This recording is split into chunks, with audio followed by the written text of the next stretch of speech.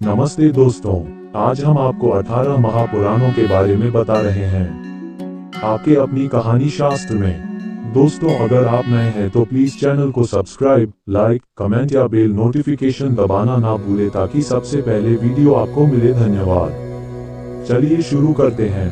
ये महापुराण हिंदू धर्म के प्रमुख ग्रंथों में से एक प्रमुख स्थान रखते हैं। पुराणों में हमारे पूर्वजों की ऐतिहासिक, दार्शनिक और धार्मिक जीवन के प्रसंग प्रस्तुत होते हैं। ये पुराने बहुत प्राचीन हैं और उनकी रचनाओं का समय परिवर्तन हुआ है। विशेष तथ्य यह है कि पुराणों में देवा देवताओं, राजाओं और ऋषि मुनियों के साथ साथ जन साधारण की कथाएं भी उल्लेख करी गई हैं, जिससे पौराणिक काल के सभी पहलुओं का चित्रण मिलता है। महर्षि वेदव्यास ने 18 पुराणों का संस्कृत भाषा में संकलन किया है। ब्रह्मा, विष्णु तथा महेश्वर उन पुराणों के मुख्य देव हैं। त्रिमूर्ति के प्रत्येक भगवान स्वरूप को 6 पुराण समर्पित किए गए हैं। इन 18 पुराणों के अतिरिक्त 16 उपपुराण भी हैं, किंतु विषय को सीमित रखने के लिए केवल मुख्य पुराणों का संक्षिप्त परिचय ही दिया गया है। मुख्य पुराणों का वर्णन इस प्रकार है। ब्रह्म पुराण। ब्रह्म पुराण सबसे प्राचीन है। इस पुराण में 246 अध्याय तथा 14,000 श्लोक हैं। इस ग्रंथ में ब्रह्मा की महानता के अतिरिक्त सृष्टि की उत्पत्ति, गंगा अवतरण तथा रामायण और कृष्ण अवतार की कथाएं भी संकलित हैं। इस ग्रंथ से सृष्टि की उत्पत्ति से लेकर सिंधु घाटी सभ्यता तक की कुछ न कुछ जानकारी प्राप्त की जा सकती है। पद्म पुराण। पद्म पुराण में 55,000 श्लोक हैं और यह ज्ञान 5 खंडों में विभाजित है, जिनके नाम सृष्टि खंड, स्वर्ग खंड, उत्तरखंड, भूमिखंड तथा पाताल खंड हैं। इस ग्रंथ में पृथ्वी, आकाश तथा नक्षत्रों की उत्पत्ति के बारे में उल्लेख किया गया है। 4 प्रकार से जीवों की उत्पत्ति होती है, जिन्हें उद्भज, स्वेदज, आद्स तथा जरायुज की श्रेणी में रखा गया है। ये वर्गीकरण पूर्णतया वैज्ञानिक है। भारत के सभी पर्वतों तथा नदियों के बारे में भी विस्तृत वर्णन है। इस पुराण में शकुंतला, दुष्यंत से लेकर भगवान राम तक के कई पूर्वजों का इतिहास है। शकुंतला दुष्यंत के पुत्र भरत के नाम से हमारे देश का नाम जम्बूद्वीप से भरतखंड और पश्चात भारत पड़ा था। विष्णु पुराण। विष्णु पुराण में 6 अंश तथा 23,000 श्लोक हैं। इस ग्रंथ में भगवान विष्णु, बालक ध्रुव तथा कृष्ण अवतार की कथाएं संकलित हैं। इसके अतिरिक्त सम्राट पृथु की कथा भी शामिल है, जिसके कारण हमारी धरती का नाम पृथ्वी पड़ा था। इस पुराण में सूर्यवंशी तथा चंद्रवंशी राजाओं का इतिहास है। भारत की राष्ट्रीय पहचान सदियों पुरानी है, जिसका प्रमाण विष्णु पुराण के निम्नलिखित श्लोक में मिलता है। उत्तर यत् समुद्र से हिमाद्रेश्य दक्षिणम वर्षा तत् भारत नाम भारती यत् संतति। साधारण शब्दों में इसका अर्थ है कि वह भौगोलिक क्षेत्र जो उत्तर में हिमालय तथा दक्षिण में सागर से घिरा हुआ है भारत देश है, तथा उसमें निवास करने वाले सभी जन भारत देश की ही संतान हैं। भारत देश और भारतवासियों की इससे स्पष्ट पहचान और क्या हो सकती है। विष्णु पुराण वास्तव में एक ऐतिहासिक ग्रंथ है। शिव पुराण। शिव पुराण में 24,000 श्लोक हैं तथा ये 7 संहिताओं में विभाजित है। इस ग्रंथ में भगवान शिव की महानता तथा उनसे संबंधित घटनाओं को दर्शाया गया है। इस ग्रंथ को वायु पुराण भी कहते हैं। इसमें कैलाश पर्वत, शिवलिंग तथा रुद्राक्ष का वर्णन और महत्व, सप्ताह के दिनों के नामों की रचना, प्रजापतियों तथा काम पर विजय पाने के संबंध में वर्णन किया गया है। सप्ताह के दिनों के नाम हमारे सौर मंडल के ग्रहों पर आधारित हैं और आज भी लगभग समस्त विश्व में प्रयोग किए जाते हैं। संपूर्ण श्रीमद् भागवत महापुराण। भागवत पुराण में 18,000 श्लोक हैं तथा 12 स्कंध हैं। इस ग्रंथ में आध्यात्मिक विषयों पर वार्तालाप है। भक्ति, ज्ञान तथा वैराग्य की महानता को दर्शाया गया है। विष्णु और कृष्ण अवतार की कथाओं के अतिरिक्त महाभारत काल से पूर्व के कई राजाओं, ऋषि मुनियों तथा असुरों की कथाएं भी संकलित हैं। इस ग्रंथ में महाभारत युद्ध के पश्चात श्री कृष्ण का देह त्याग, द्वारिका नगरी के जलमग्न होने और यादव वशियों के नाश तक का विवरण भी दिया गया है। नारद पुराण। नारद पुराण में 25,000 श्लोक हैं तथा इसके 2 भाग हैं। इस ग्रंथ में सभी 18 पुराणों का सार दिया गया है। प्रथम भाग में मंत्र तथा मृत्यु पश्चात के क्रम आदि के विधान हैं। गंगा अवतरण की कथा भी विस्तार पूर्वक दी गई है। दूसरे भाग में संगीत के 7 स्वरों, सप्तक के मंत्र, मध्य तथा तार स्थानों, मूर्छनाओं, शुद्ध एवं कूटतानों और स्वर मंडल का ज्ञान लिखित है। संगीत पद्धति का ये ज्ञान आज भी भारतीय संगीत का आधार है। जो पाश्चात्य संगीत की चकाचौंध से चकित हो जाते हैं, उनके लिए उल्लेखनीय तथ्य यह है कि नारद पुराण के कई शताब्दी पश्चात तक भी पाश्चात्य संगीत में केवल 5 स्वर होते थे तथा संगीत की थ्योरी का विकास 0 के बराबर था। मूर्छनाओं के आधार पर ही पाश्चात्य संगीत के स्केल बने हैं। मार्कंडेय पुराण अन्य पुराणों की अपेक्षा ये छोटा पुराण है। मार्कंडेय पुराण में 9000 श्लोक तथा 137 अध्याय हैं। इस ग्रंथ में सामाजिक न्याय और योग के विषय में ऋषि मार्कंडेय तथा ऋषि जैमिनी के मध्य वार्तालाप है। इसके अतिरिक्त भगवती दुर्गा तथा श्री कृष्ण से जुड़ी हुई कथाएं भी संकलित हैं।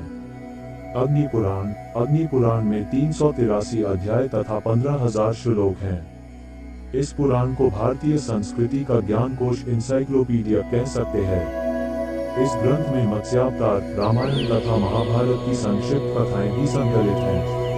इसके अतिरिक्त कई विषयों पर वार्तालाप है, जिनमें धनुर्वेद, गांधर्व वेद तथा आयुर्वेद मुख्य हैं।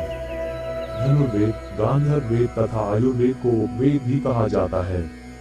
भविष्य पुराण में 129 अध्याय तथा 28,000 श्लोक हैं। इस ग्रंथ में सूर्य का महत्व, वर्ष के 12 महीनों का निर्माण, भारत के सामाजिक, धार्मिक तथा शैक्षिकी विधानों आदि कई विषयों पर वार्तालाप है।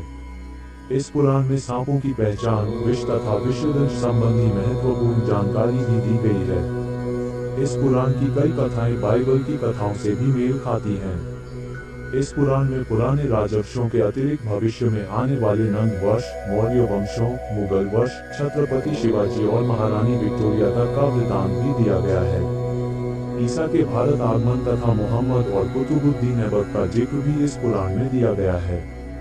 इसके अतिरिक्त विक्रम बेताल तथा बेताल पच्चीसी की कथाओं का विवरण भी है। सत्यनारायण की कथा भी इसी पुराण से ली गई है। ये पुराण भी भारतीय इतिहास का महत्वशाली स्रोत है, जिस पर शोध कार्य करना चाहिए। ब्रह्माविवर्ता पुराण में 18,000 श्लोक तथा 218 अध्याय हैं। इस ग्रंथ में ब्रह्मा, गणेश, तुलसी, सावित्री, लक्ष्मी, सरस्वती तथा कृष्ण की महानता को दर्शाया गया है तथा उनसे जुड़ी हुई कथाएं संकलित हैं। इस पुराण में आयुर्वेद संबंधी ज्ञान भी संकलित है। लिंग पुराण में 11,000 श्लोक और 163 अध्याय हैं। सृष्टि की उत्पत्ति तथा खगोलिक काल में युग, कल्प आदि की तालिका का वर्णन है। राजा अम्बरीश की कथा भी इसी पुराण में लिखित है। इस ग्रंथ में अघोर मंत्रों तथा अघोर विद्या के संबंध में भी उल्लेख किया गया है। वराह पुराण में 217 स्कंद तथा 10,000 श्लोक हैं। इस ग्रंथ में वराह अवतार की कथा के अतिरिक्त भागवत गीता महामात्या का भी विस्तार पूर्वक वर्णन किया गया है। इस पुराण में सृष्टि के विकास, स्वर्ग, पाताल तथा अन्य लोकों का वर्णन भी दिया गया है। श्राद्ध पद्धति, सूर्य के उत्तरायण तथा दक्षिणायन विचरने, अमावस और पूर्णमासी के कारणों का वर्णन है। महत्व की बात यह है कि जो भूगोलिक और खगोलिक तथ्य इस पुराण में संकलित हैं, वही तथ्य पाश्चात्य जगत के वैज्ञानिकों को 15वीं शताब्दी के बाद ही पता चले थे। सकंद पुराण सबसे विशाल पुराण है तथा इस पुराण में 81,000 श्लोक और 6 खंड हैं। सकंद पुराण में प्राचीन भारत का भूगोलिक वर्णन है, जिसमें 27 नक्षत्रों, 18 नदियों, अरुणाचल प्रदेश का सौंदर्य, भारत में स्थित 12 ज्योतिर्लिंगों तथा गंगा अवतरण के आख्यान शामिल हैं। इसी पुराण में सह्याद्री पर्वत श्रृंखला तथा कन्याकुमारी मंदिर का उल्लेख भी किया गया है। इसी पुराण में सोमदेव, तारा तथा उनके पुत्र बुध ग्रह की उत्पत्ति की अलंकारमयी कथा भी है। वामन पुराण में 95 अध्याय तथा 10,000 श्लोक तथा 2 खंड हैं। इस पुराण का केवल प्रथम खंड ही उपलब्ध है। इस पुराण में वामन अवतार की कथा विस्तार से कही गई है, जो भरूच गुजरात में हुआ था। इसके अतिरिक्त इस ग्रंथ में भी सृष्टि, जम्बूद्वीप तथा अन्य 7 द्वीपों की उत्पत्ति, पृथ्वी की भूगोलिक स्थिति, महत्वशाली पर्वतों, नदियों तथा भारत के खंडों का जिक्र है। कुर्मा पुराण में 18,000 श्लोक तथा 4 खंड हैं। इस पुराण में चारों वेदों का सार संक्षिप्त रूप में दिया गया है। कुर्मा पुराण में कुर्मा अवतार से संबंधित सागर मंथन की कथा विस्तार पूर्वक लिखी गई है। इसमें ब्रह्मा, शिव, विष्णु, पृथ्वी, गंगा की उत्पत्ति, चारों युगों, मानव जीवन के 4 आश्रम धर्मों तथा चंद्रवंशी राजाओं के बारे में भी वर्णन है। मत्स्य पुराण में 290 अध्याय तथा 14,000 श्लोक हैं। इस ग्रंथ में मत्स्य अवतार की कथा का विस्तृत उल्लेख किया गया है। सृष्टि की उत्पत्ति, हमारे सौरमंडल के सभी ग्रहों, चारों युगों तथा चंद्रवंशी राजाओं का इतिहास वर्णित है। कच्छ, देवयानी, शर्मिष्ठा तथा राजा ययाति की रोचक कथा भी इसी पुराण में है। संक्षिप्त गरुड़ पुराण में 279 अध्याय तथा 18,000 श्लोक हैं। इस ग्रंथ में मृत्यु पश्चात की घटनाओं, प्रेतलोक, यमलोक, नरक तथा 84 लाख योनियों के नरक स्वरूपी जीवन आदि के बारे में विस्तार से बताया गया है। इस पुराण में कई सूर्यवंशी तथा चंद्रवंशी राजाओं का वर्णन भी है। साधारण लोग इस ग्रंथ को पढ़ने से हिचकिचाते हैं क्योंकि इस ग्रंथ को किसी संबंधी या परिचित की मृत्यु होने के पश्चात ही पढ़वाया जाता है। वास्तव में इस पुराण में मृत्यु पश्चात पुनर्जन्म होने पर गर्भ में स्थित भ्रूण की वैज्ञानिक अवस्था सांकेतिक रूप से बखान की गई है, जिसे वैतरणी नदी आदि की संज्ञा दी गई है। समस्त यूरोप में उस समय तक भ्रूण के विकास के बारे में कोई भी वैज्ञानिक जानकारी नहीं थी।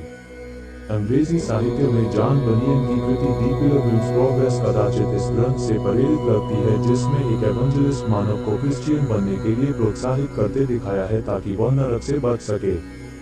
ब्रह्मांड पुराण में 12,000 श्लोक तथा पूर्व, मध्य और उत्तर 3 भाग हैं। मान्यता है कि अध्यात्म रामायण पहले ब्रह्मांड पुराण का ही एक अंश थी, जो अभी एक पृथक ग्रंथ है। इस पुराण में ब्रह्मांड में स्थित ग्रहों के बारे में वर्णन किया गया है। कई सूर्यवंशी तथा चंद्रवंशी राजाओं का इतिहास भी संकलित है।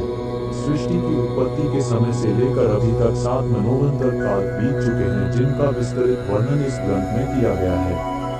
परशुराम की कथा भी इस पुराण में दी गई है। इस ग्रंथ को विश्व का प्रथम खगोल शास्त्र कह सकते हैं। भारत के ऋषि इस पुराण के ज्ञान को इंडोनेशिया भी लेकर गए थे, जिसके प्रमाण इंडोनेशिया की भाषा में मिलते हैं। हिंदू पौराणिक इतिहास की तरह अन्य देशों में भी महामानवों, दैत्यों, देवों, राजाओं तथा साधारण नागरिकों की कथाएं प्रचलित हैं। कईयों के नाम, उच्चारण तथा भाषाओं की विभिन्नता के कारण बिगड़ भी चुके हैं, जैसे कि हरिकुंडी से हरकुलिस, कश्यप सागर से कैस्पियन सी तथा शंभू से शिंबू आदि बन गए। तक्षक के नाम से तक्षशिला और तक्षक खंड से ताशकंद बन गए। यह विवरण अवश्य ही किसी न किसी ऐतिहासिक घटना की ओर संकेत करते हैं। प्राचीन काल में इतिहास, आख्यान, संहिता तथा पुराण को एक ही अर्थ में प्रयोग किया जाता था। इतिहास लिखने का कोई रिवाज नहीं था और राजाओं ने कल्पना शक्तियों से भी अपनी वंशावलियों को सूर्य और चंद्र वंशों से जोड़ा है। इस कारण पौराणिक कथाएं इतिहास, साहित्य तथा दंत कथाओं का मिश्रण है। रामायण, महाभारत तथा पुराण हमारे प्राचीन इतिहास के बहुमूल्य स्रोत हैं, जिनको केवल साहित्य समझकर अछूता छोड़ दिया गया है। इतिहास की विक्षिप्त श्रृंखलाओं को पुनः जोड़ने के लिए हमें पुराणों तथा महाकाव्यों पर शोध करना होगा।